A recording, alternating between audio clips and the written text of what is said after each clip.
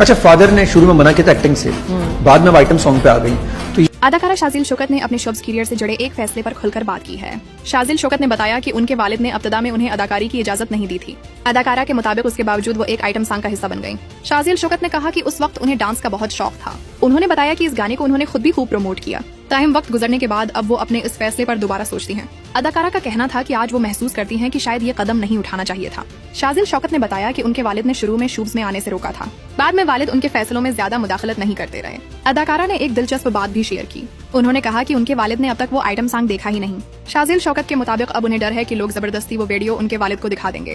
अदाकारा ने कहा कि उस वक्त वो बहुत कम उम्र और जज्बाती थीं।